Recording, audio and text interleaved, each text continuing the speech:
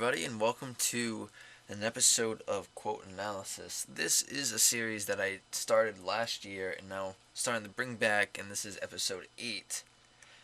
In this series, I take a quote from a Steven Universe episode and I go in depth and try to figure out meanings in some different ways to look at the quotes themselves. Sometimes they are serious videos, other times they're more laid back and kind of silly ways to think about the quote, like I'm pretty sure I did with one of the first episodes. In this episode of Quote Analysis, we're going to the first episode of Stephen Bomb 4, The Answer.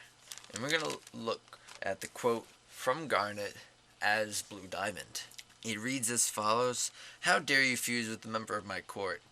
You will be broken for this." And for that quote, we're first starting off that obviously that the gems have punishment resulted by death, depending on how high the criminal act was. This quote was said to Ruby in the criminal act of fusing directly with Sapphire, and obviously the other gems do not like this. Ruby also didn't care if she was broken for this act, as she had said that there's a lot more rubies where she came from, even though Sapphire is arguing that this one is different because of what they chose to do for her. Knowing that there is punishment in this society by death, I'm starting to think, is there other punishment that they will give out? And that leads me to Lapis Lazuli. She is cracked, not broken, but cracked and thrown in the mirror, but that doesn't really matter as much as being cracked. So could she have done something to piss off the Homeworld to get not broken, but cracked? Or do higher ranking gems get cracked over broken because of their place in society? Even if it would be the same act that would get a normal gem broken, but to a higher gem cracked instead.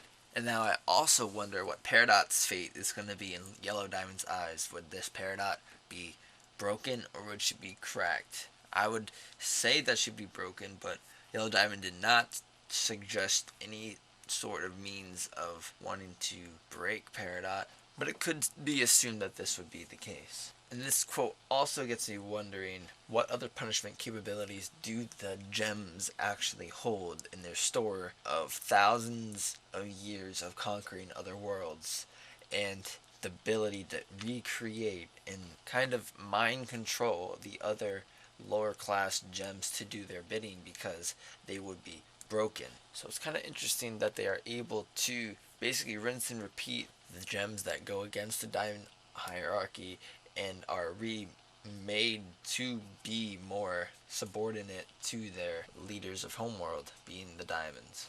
That's all for this episode of Quote Analysis.